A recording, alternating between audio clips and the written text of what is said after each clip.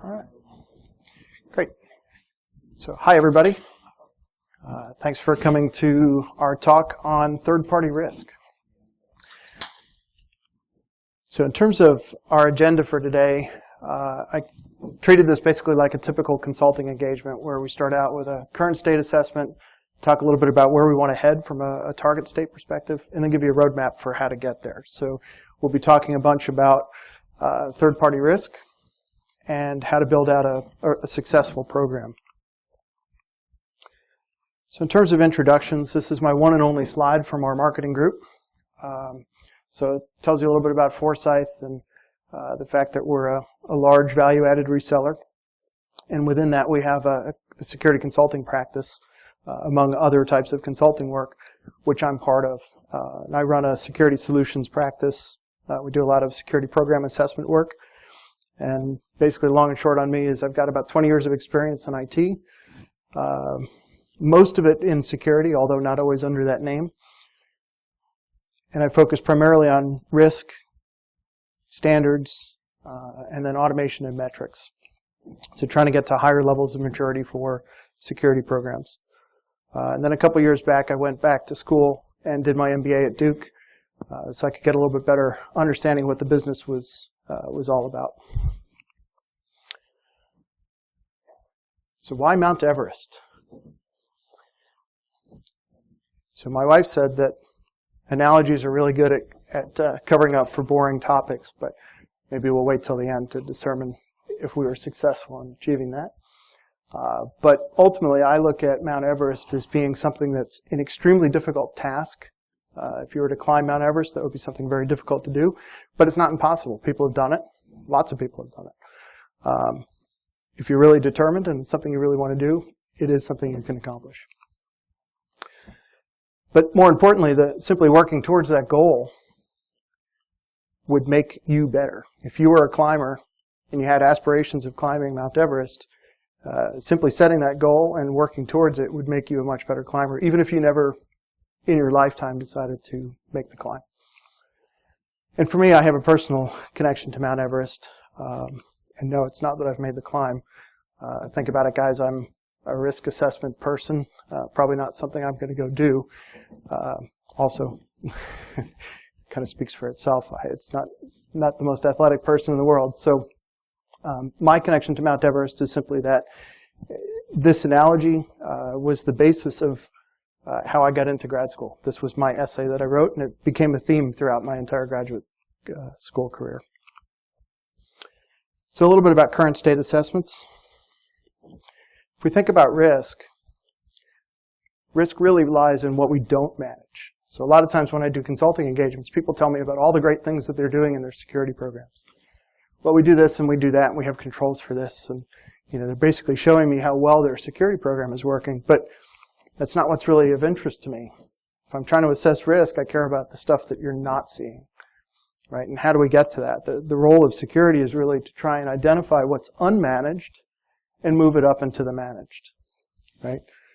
So I think the iceberg analogy is really good because it shows you that under the surface there's always a lot more, and that's really where risk is.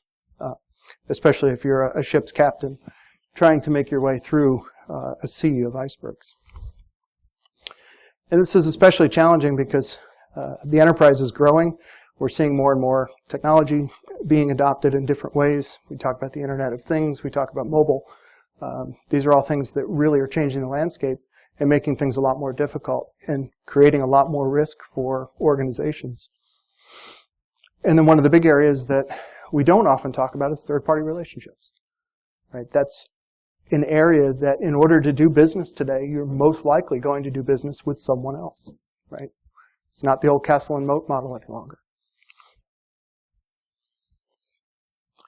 So if we think about the state of security today, and this is going to echo some of the other talks. The keynote yesterday morning hit on this as well. We're really using some outdated models for how we think about security. The castle and moat is dead.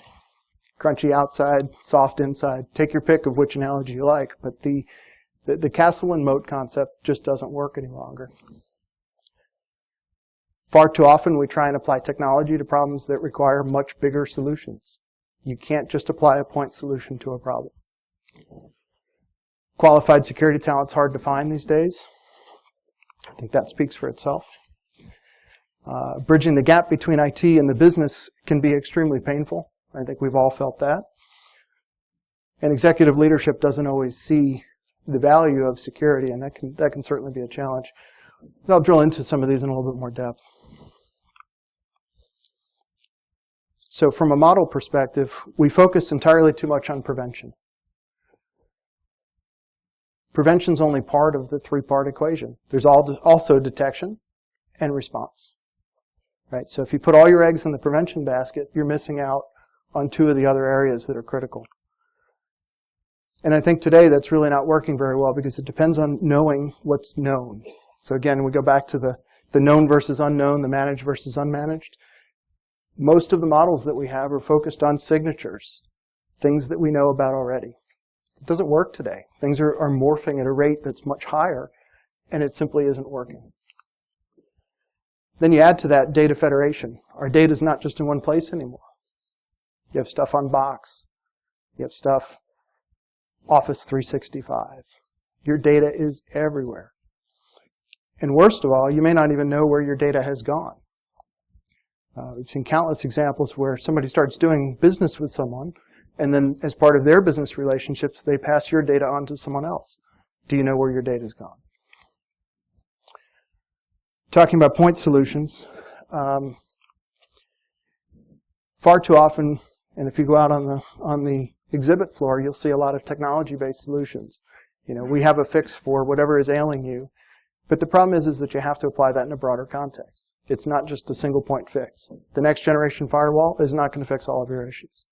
Right? So that's why large frameworks like NIST and ISO really help you understand all of the areas that you have to touch into to get a comprehensive program in place. Talking about qualified security talent, I've heard a stat, but I've never been able to back it up very well, that says that there's negative unemployment in IT security.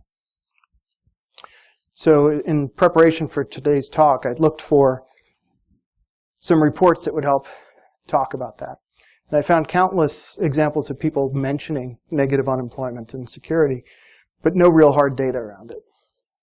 The closest I came was this Ponemon report from last year that talks about the fact that most security teams are grossly understaffed. And I think all of us in the room would probably agree that's true. Some part of their study showed that 70% of the enterprises that they talked to, and they looked at something like 15,000 different companies, and they narrowed it down to a sample size of 500. And that's really what they're working with, is a sample of 500. They found that 70% of those groups were understaffed. 50% of the senior positions, so CISOs and so on, were unfilled for a year or more. And 40% of staff positions were unfilled for a year or more. It's pretty scary. Right? I mean, we're the folks that people are depending on to help with ensuring the success of an enterprise from a security perspective, and we can't find good talent. And there's about a 2.5-year stay for CISOs. And so they looked at both the retention as well as the hiring stats to figure out what was going on. And as you might expect, salary comes up as one of the first items. That's the reason people leave or they don't accept offers. But the one that bothered me the most is the one that's here in red. They don't know. They're not sure why people are leaving. They're not sure why they can't attract people to the group. And this is a real study, and their answer was, we simply can't determine why people are leaving. So this is as close as I can get to showing that there's negative unemployment, because I think the reason they can't determine it is because it's a simple supply and demand problem.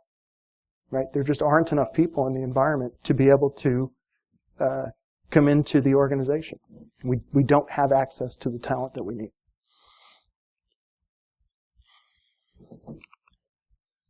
So bridging the gap between IT and the business, this has traditionally been a long-standing issue.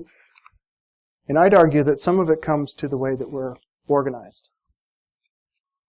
Quick show of hands in the room. How many security teams, how many of the folks in the room have security teams that are part of IT? Okay. How many of you have a standalone risk function that you're part of?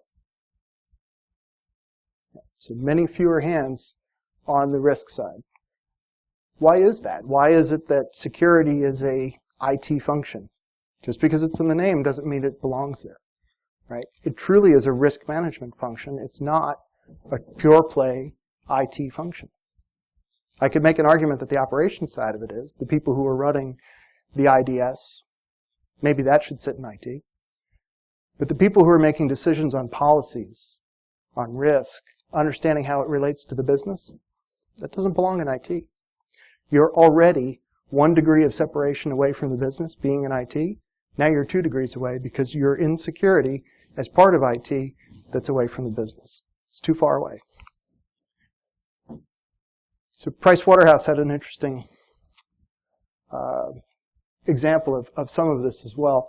So if you read their report on why you should adopt the NIST cybersecurity framework, there's a really great paragraph in there, and they talk about the fact that executives and board members are well-versed in risk management, right? And framing security programs in that context really helps make people understand what we're talking about from a security perspective. And I think that's a big part of the problem today, is that people don't necessarily know how to frame up their security program and make it relevant to the business. We have 100,000 vulnerabilities in our environment. You tell that to a board member, they're going to say, so what?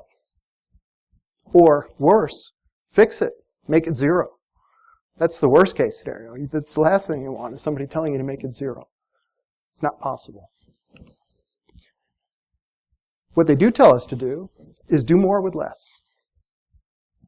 Right? So this is a very difficult situation, especially in IT, because that is the drive, is to move towards doing more with less. And I'd also argue that IT has a slightly different stance versus a traditional security program, which is the benchmark for IT is often, we got it to work. We made the connection, everything's working well. But for security, you have to go one step beyond that. It has to work, but it also has to work well. You have to run it like a business. And that's, I think, what's missing and creates an even larger gap between IT and the business. And if we look at the effects of all this, I think it's pretty obvious. We're not doing terribly well as an industry. There are some people that I talk to, I'm almost embarrassed to admit that I'm a security person, because they'll say to you, wow, how's that going for you? You know, every time I pick up the paper, there's another breach. You seem to be part of an industry that's not doing so well. I actually had to update this chart. I gave this similar talk about 2 weeks ago. I had to update the chart again because there have been a couple more breaches that have made the papers. Primera being the one specifically that I was thinking about. This is a pretty interesting graphic if you haven't seen it before. I gave you the URL at the bottom. It's pretty useful for showing people the current breaches, and allows you to sort it in different ways. Can be a useful tool to have conversations with executives. One that I'd like to highlight from here is Target. I think everybody always talks about Target, and you say, well, why are they so interesting as a case study? They're certainly not the biggest breach we've ever had, but why are they interesting? And from my perspective, and especially in terms of this talk, I find them interesting because it all stems from a third party. Right? Fazio Mechanical Services is the heart, patient zero, for the Target breach. So they were a third-party HVAC mechanical contractor that had credentials in the environment, and they were really the cause, the beginning, the genesis of the Target breach. I think Target's also interesting because there's been significant changes in their environment. They lost most of their C-suite as a result of their data breach. They also had 4 lawsuits against the organization from shareholders over their ability or inability to deal with the breach. I think that's pretty telling. That puts security right in the forefront for most organizations. And I think that's actually a good thing because it's allowing the pendulum to swing in the right direction. right? The more we see this stuff in the papers, and the more we have these conversations, the more people are realizing that security is important. But remember, it's a pendulum. It can swing back. So I worry a little bit that at a certain point, with more and more of these bubbles, millions and millions of records being compromised, people are going to get apathetic to the whole situation. They're going to say, I've lost my data. I already have credit monitoring. I don't care anymore. Right? And at a certain point, that is almost how you end up approaching it. You know, my own information's been breached 3 or 4 times now just in the past couple of years. You know, I don't know how I feel any longer about my information being out there. Cat's out of the bag. Right? So I think we have to be cautious about the pendulum swinging back and creating apathy. So some of this is a timing game. I think we can leverage some of the timing that's working in our favor.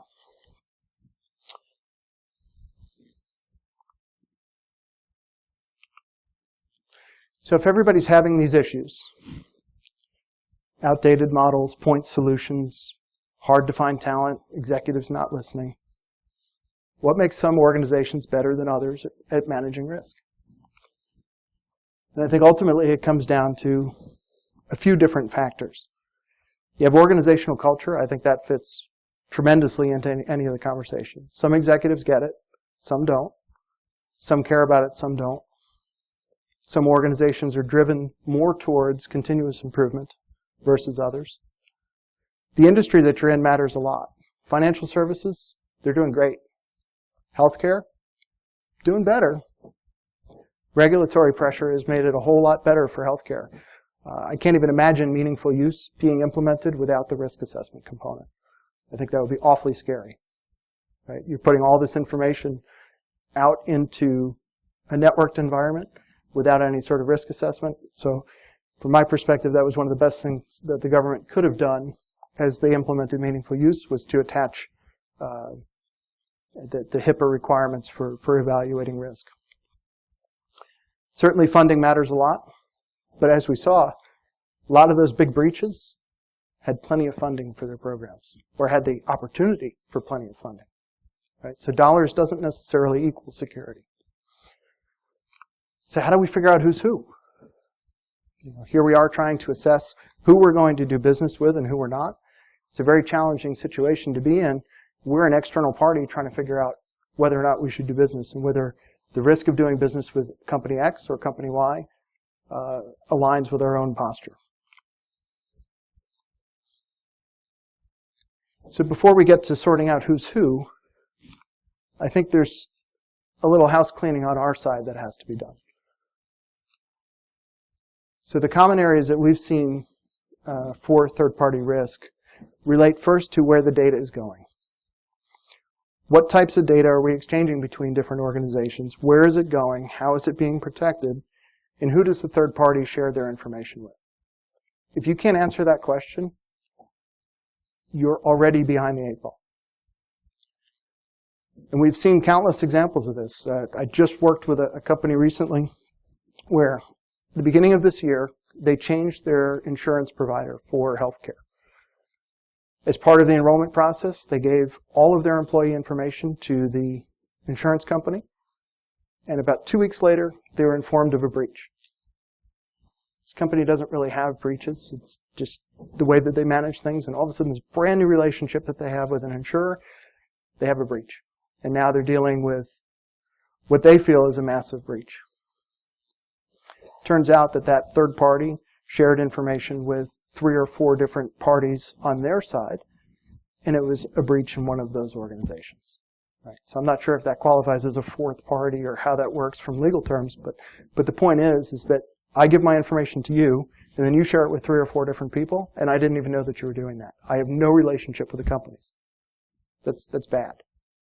And in this particular case, the ink wasn't even dry on the contract before they had a breach. And I'll point out that this was the first of 3 in this brand new relationship that they have. So not a great place to be. Next up would be remote access. So how do third parties come into your organization's network? And I think this is particularly important when you think about target. How is it that an HVAC mechanical contractor in Pennsylvania created a breach the size of the breach that occurred at Target. If you have one big flat network, pretty easy to happen. And that's exactly where they were. They had AD credentials that were being leveraged. And basically, they didn't understand that that mechanical contractor's access was simply a watering hole attack for others.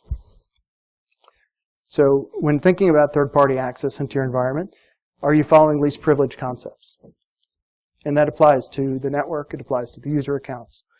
It's across the board. Where can people go on the network? Ask yourself again, where can they really go? Because the more we attach to Active Directory credentials, and we do all that integration, it's great that we're doing that. However, the challenge is that they may be able to do more with those same credentials. Are you monitoring user activities? That one, I think, is a big one. We don't even know what people are doing on our own network, but yet they're a third party. And most of all, are you using multi-factor authentication? I think this one is huge. I've seen far too many organizations that have very little between their most critical information and the internet. And that, again, gets worse with Active Directory integration. So I can go out to Outlook Web Access and I can go test a whole bunch of credentials, find one that works, and all of a sudden I'm into your electronic medical records program or your sensitive information in your environment. User account management is another area that I think everybody should focus on. What accounts are being used by the third party? This is especially important in service provider relationships. So if you were to invite Forsyth in and do some work for you, and we had 5 or 10 people that are working on staff for you, make sure that you know who we are and that we all still belong there. Because there have been far too many examples where maybe we make a change, we swap out a party on our side, no changes are made on the other side. Are people sharing account credentials? Are you creating an environment where they really can't do anything other than share credentials? I've seen this in many different examples where the organization says, we'll give you one account to do all of your business with us. Well, that pretty much guarantees you're going to have sharing occurring because it takes more than one person to usually deal with a relationship. So how do you know when somebody from the third party leaves? And do they have the right information to get back to you when that happens? So if they have a hostile termination, do they know how to inform you? And do they know what their responsibilities are? So if we think about traditional third-party risk management, there's a couple of different ways that we see this. The first is no program at all. It's completely informal. There's nothing in place. Most would argue, though, that they have something, and that's contract language. Right? So we have specific statements in our contracts that we do with all of our third parties that talk about the provider's responsibilities for protecting our data. But again, I point out Target and say, does anybody really care that Fazio was the genesis of that? I don't. Target was breached. Fazio caused it. I don't care what the contractual relationship is. Target was breached. That's the name I remember. That's the reputation that was damaged, not Fazio. And it's interesting because they're still in business. Didn't shut them down. You know? So clearly it's not a, you know, it wasn't a game changer for the third party. I think it was for Target. I think their CEO and their CIO would probably say it was a game changer for them. So thinking about the inventory of relationships and data mapping, once you cut past the companies that have no program at all or just depending on contract language, the next level down that we see is people that are starting to create relationship diagrams and inventories of their relationships.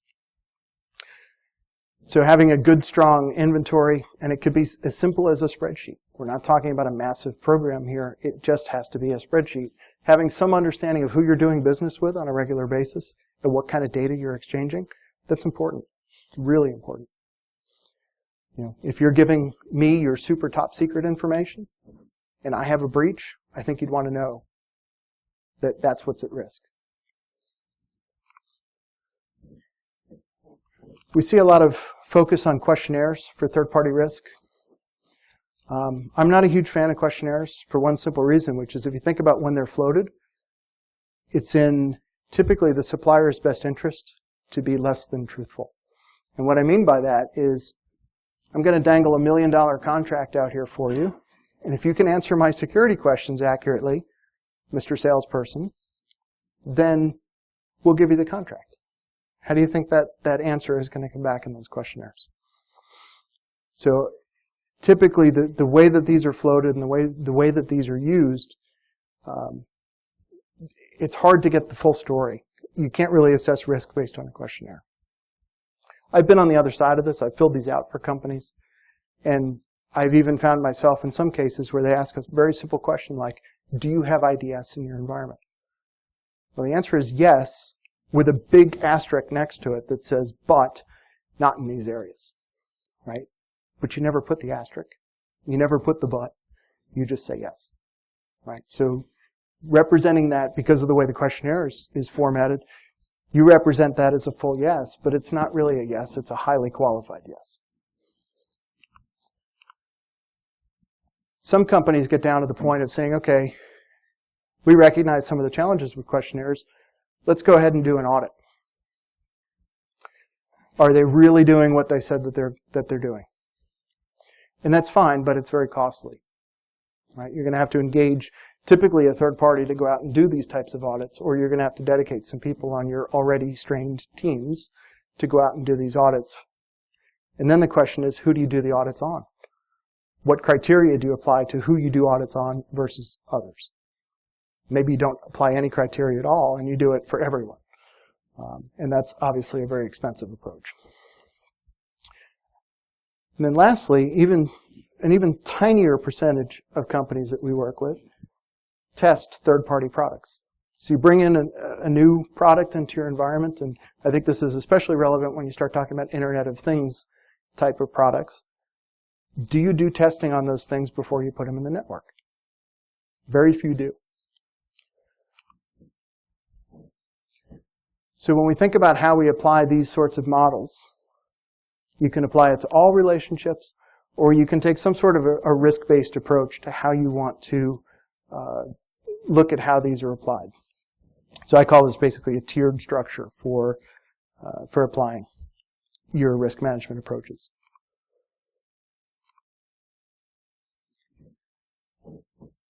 So as we start heading into the target state, one of the things I like to think about is the problem too big to resolve? Right? Some of the challenges that we face in security are just bigger than we're going to address. Right? We're probably not going to solve the problem of Chinese or Russian hacking into our environments anytime soon. It's just simply not a problem I'm going to try and attempt to attack. It's much bigger than I am, so not something that I want to try and address. But the question of, can we accurately identify who's who when it comes to third-party risk? I'm not so sure that that problem is too big to resolve. In just a couple hours from here in Dayton, there's a couple of guys that also had a big problem to solve, at least for them. And we all know the end of the story here for the Wright brothers. But they iterated through a number of different models. They failed in a number of different ways until they ultimately succeeded. And so I started looking at what their formula for success was. Here's two people that changed the face of an industry. So I'm pretty sure that we can, as individuals in this room, come up with some ideas for how we can start thinking about third-party risk for our organizations. So how did the Wright brothers do it? I'd say that their achievement was primarily based on building on their past successes and building in some innovation, which you can see from how they iterated through their designs. But they had this huge determination coefficient, right? So they were extremely determined to do what they were doing. If you've ever been out to Kitty Hawk in North Carolina and seen their living conditions in the camp, it's pretty interesting. You can see that they were pretty dedicated to what they were doing. And as I said, we all know the end of the story. We moved very quickly from where they started to the jet age and the space age. So two people spawned one, if not two, industries. So from that perspective, I put this in my difficult but not impossible category. I'll leave it to you to determine how determined you are as to fixing the issue for your organization. But we can look at some past successes. We've seen here the models. We can figure out how much of this we want to apply. I think we've proven that the informal methods don't work very well. So maybe we draw from the idea that we have an inventory of relationships and data mapping. We use questionnaires really selectively, and then auditing in our most important relationships. And I think we come up with a model that works fairly well with the technologies and things that are proven in the past. But then there's also the innovation factor. So how do we innovate? How do we improve upon what we're doing today? We'll talk a little bit more about that in a second. So I've mentioned tiering a couple of times. I'm not a big fan of the one-size-fits-all approach. I've seen plenty of examples where people basically have a 3-year program, and they work through their entire list of vendors on a 3-year cycle, and they touch every single one of them over the course of 3 years. They do a third this year, the next third the next, and so on. That may be okay for some of the application of the model, but I think that's a very expensive way to approach it. Instead, you can take a tiered approach and come up with some criteria that determine which vendors you really have to look at. And typically when we think about this, you think about either contract revenue or data sensitivity. But I'd argue you need to come up with more than just those two. So think about $1 million new construction contract. So I'm going to build a brand new building. I'm going to hand you some data in the form of a blueprint to build my new building. $1 million contract. So if you're looking only at contract revenue, this would fit our criteria for assessment. Why? Right? Those records are about to become public record as soon as you file them with the building office. Not sensitive data at all. Zero. It's public information. But yet, from a contract revenue perspective, it's important. On the other end of the spectrum, you have somebody like me. You do a $50,000 contract with Foresight to do a risk assessment. I'm going to come up with a list of all the ills in your environment. Your highest risks, all the things that you need to be very careful about. Pretty sensitive information as we exchange it. Right? So I certainly wouldn't make the criteria for contract revenue at $50,000, but yet my data is far more valuable than the building plan. The other thing we can look at is $1 million IT service contract with an offshore provider. Right? So here's an example where you have people that are coming into your environment. They're working for you. They're basically an extension of your own staff. They're offshore, $1 million contract. And then you think on the other end of the spectrum, I'm going to share some sensitive information with a bunch of vendors during an RFP process. So it begs the question, what remote access requirements do we have? Right? So I think really to come up with a tiering structure, you have to look at all 3 of these elements. Right? Because again, the people who are coming in from offshore, connecting directly into my environment and doing administrative work on my behalf, that's a very sensitive relationship. I should probably go out and audit them. Right? It rises to that level. The data that we share as part of the RFP process, maybe I shouldn't share it with you at all. Maybe I should only give you the ability to view the information and not to actually possess the information. So again, think about remote access as part of it. And there's obviously other criteria, and I'm only focusing on the security ones. If there's any procurement people in the room, they're saying, but what about, I got it, we're talking about security. So in terms of innovation, beyond the application of a tiering structure, there's a company called Shared Assessments. And what these guys are trying to do is take the questionnaire process and make it a little bit less painful. Right? So they go through and they provide a common set of criteria that you can use. So if you're just building your program today and you have no questionnaires to use, go use Shared Assessments. It's a cheap way of getting access to a couple hundred questions that you can use as part of your assessment process. The concept behind it is that if everybody conformed to Shared Assessment, you would have this common framework that you could exchange. The problem is that everybody wants their own questionnaire. So I think the model is interesting, right? I can fill it out once and send it to everybody, But the fact of the matter is it hasn't really worked in the marketplace the way that people expect it. How many folks do we have from healthcare? Okay. So for the healthcare folks, and I only bring this one up because it really is mostly applicable to healthcare. There's a company called Coral Technologies. They're kind of a startup. But what they do is give you an A through F report for both vendors as well as products. And they manage this life cycle on a subscription basis. So why build your own program if you can use these guys? Right? So you pay them a subscription fee. They go out, they assess a whole bunch of different vendors that are pretty healthcare specific. They'll give you confidence reports for products and for vendors. And each time somebody asks for a new company to be assessed, you have access to that as part of the subscription. So it's a pretty interesting model. Next up is NETSKOPE. So this helps with answering the question of, but I don't know who all my third parties are.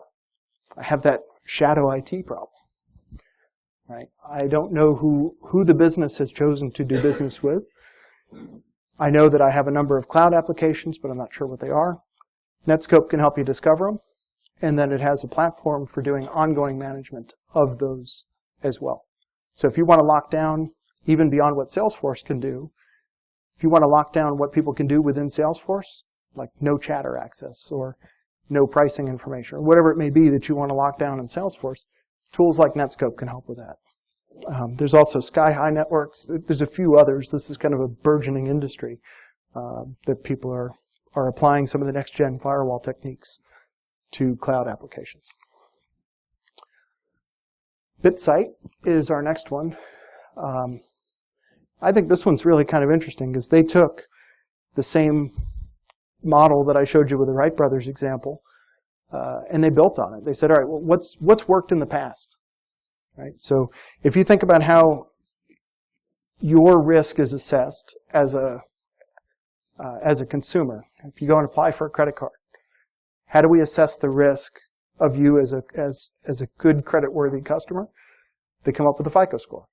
So these guys said, let's do a FICO score for companies. And that's effectively what they've built. So they give you a 1 through 1,000 number that applies to third parties. It's another subscription-based service. The thing I don't like about this particular technology is that it's external only. Right? So they're assessing it from the outside. They're showing you how the risk is changing, but it's only from the outside. So it doesn't help with the challenges around data loss prevention and other things within an organization. It's really only looking at the outside in. So one dimension of a larger program. But it could be beneficial if you have a lot of different companies that you work with and you need to understand how the risk is changing over time. This could be a useful tool. But you might be sitting there saying, okay, you told us that the models are outdated, shouldn't be just focusing on what we can do today, not tools-based. And you're right. There's more to the story. If we're really going to manage risk, we have to get into a point where we're thinking about how a breach within a third party's environment could impact your environment. So that gets into the whole incident response part of the equation. So again, we go back to Target. We think about Fazio. What was Target's relationship with Fazio? How did they know that a breach had occurred? Looking backward, I think that they didn't. Right? There wasn't, at least in the very beginning of the incident, there wasn't much of a connection between Fazio and Target. And Target certainly wasn't managing Fazio's security incident. Right?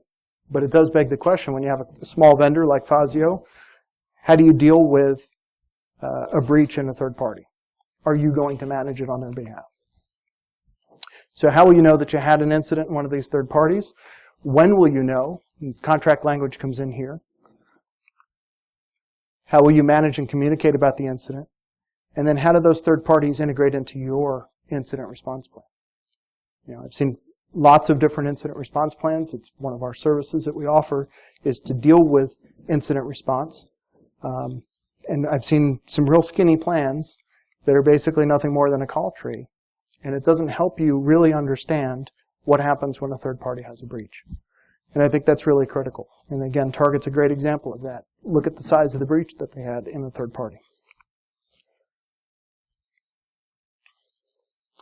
So when we think about third parties and incident response, you have the plan itself. You have some third-party relationships that are supported by the plan. This is the traditional, how do we integrate with our third party's incident response? But then you may also have some incident response vendors that you're using to support your own plan. So on the supported by side of it, your plan should really be considering what are the vendor's capabilities for dealing with the security incident. So you have your inventory, you know what data is sensitive. Take it the next step and start thinking about what capabilities do they have? Do they have a security team? Who's the contact? How do we get in touch with these people? What data do they have and how are they using it? That gets back to the whole data map concept. How are they connecting into our environment and us into them? What are our contract terms? What are our SLAs? Right? Almost every one of the contracts that we review talks about the fact that someone has to notify within some period of time. Is it different for every one of your contracts? How do you know how that fits into your incident response plan? Who's going to command the incident when it happens? So you take my example before of the insurance company, right? Are they going to go off on their own and do their own work on the incident response plan? Or because it affects my data and my organization, am I going to run the incident? The contract should specify that. And again, if we go back to Fazio and Target, they may not have anybody. So it may be entirely up to me to deal with their incident. And then last up is insurance. I think this one's really critical, where if you're giving somebody $50 million worth of information, but they have a $1 million cybersecurity policy, that may not be so good for you from a risk perspective, because they simply don't have enough coverage to deal with the issue. If you have a major breach of your information, you're not going to be covered. On the supporting side, we think about the repository that you may be using for your plan. Maybe you're using a third party like Resilient Systems. It was CO3, now it's Resilient. You could be using them for workflow tools or as a repository. Maybe you have an external SharePoint, whatever it may be. But how does that fit into your overall incident response plan? Contingency measures, other tools, your own cybersecurity liability insurance plan comes into play here as well. I've seen a couple of different cases where when working with a company and they have a breach, they went out and they picked their own forensics provider, they had their own credit monitoring in place, they go and talk to the insurance company and say, okay, here's our claim. And they say, well, you didn't use any of our preferred vendors. You paid way too much for all these services. We're not paying your claim. We're only paying part of your claim. Right? So if you have a cybersecurity liability insurance policy and you have an incident response plan, put the two together. It's really, really important. A lot of times the big vendors, if you go to a Beasley or an AIG, they will actually do tabletop exercises for you. So you can see how it will work out. Make that part of your incident response plan. Test that.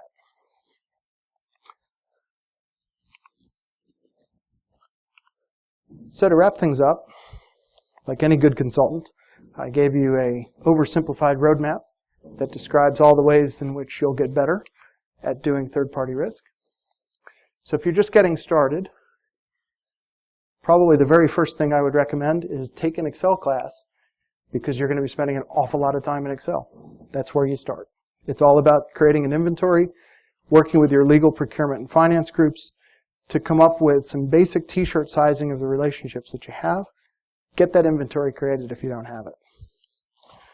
If you want to go further, because let's face it, those groups may not know all the relationships or may not be able to give you the data, you could actually go out and look at your firewall configs and your logs and start pulling the data directly to figure out where you have relationships. So if you want to figure out all your standing VPN connections, go to your firewall, figure it out, and then work backward from there. Use that as a data point for legal, procurement, and finance. Figure out what your assessment criteria are, and come up with a basic data classification structure. So if you don't already have a classification structure in place, it's probably worth looking at this as well. And I'm not suggesting you come up with some complicated 4-tier structure. What's sensitive, what's not. PII, not PII. Sensitive IP, not sensitive IP. public, private. Come up with any model that you want. Keep it simple if you don't already have something in place. This is really critical for your third-party relationships.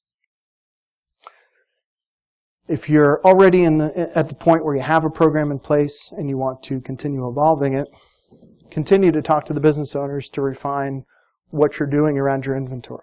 So make your data better when it comes to classifying information and coming up with that list of relationships. Review your contracts, make sure that it's aligned with your current posture, and then start thinking about maybe how you could leverage some of those other tools. Maybe shared assessments might work, or some of the others that we went through. If you don't already have a tiered approach, I think this is a good place to start thinking about that. And by all means, start thinking about how third parties connect into your environment and start rationalizing that. Right? So if you're in a hospital environment and you have Philips coming in with a full VPN connection into your environment, and you have the HVAC vendor that needs access to your air handlers, cut that off, right? They don't need full VPN access with no multi-factor authentication into your environment. That's a huge risk that you're accepting on behalf of your organization. Don't do it, right? Cut it down, give them a portal, and give them access to only the one thing that they need. And then if you're in the improvement state, start thinking about discovery tools that you can leverage. So this is where the NETSKOPE or sky-high type tools come into play. Think about whether BITSIGHT or Coral might be a good fit for you. There's others out there as well. I just gave you a couple of quick examples. And by all means, make sure that your incident response plan is updated to think about third parties, because they're a critical part of your overall response plan. You can't just think about castle and moat. You've got to go broader. And then lastly, think about the risk of third-party access. So even where you've rationalized access, think about what those folks can actually do. So if you go into like a Cisco ICE type of implementation, you can really start ratcheting down what people do within your organization. So you may have no choice but to give them a lot of access, but you can cut down maybe at a command level or a smaller cut what they actually have access to. Oh, and sorry, one thing I forgot to mention. When it comes to contract language, I found this website as part of the research for today that I thought was really useful. It's from the consumer side. It talks about all the contract inclusions that you should have. So if you're doing business with a third party, it talks about all the different elements of a contract that are important. And I thought that was a pretty good resource to show to you as well.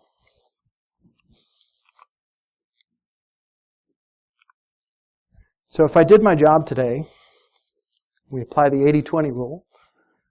Hopefully 80% of the room is saying, okay, difficult problem to solve, third-party risk, pretty big issue, difficult but not impossible. But there may be some that find this a little bit overwhelming, kind of a lot to try and swallow. It's a big issue to try and address. But no matter where you landed, if you have questions, reach out. More than happy to help. We can talk further about what you may want to do next. And with that, thank you.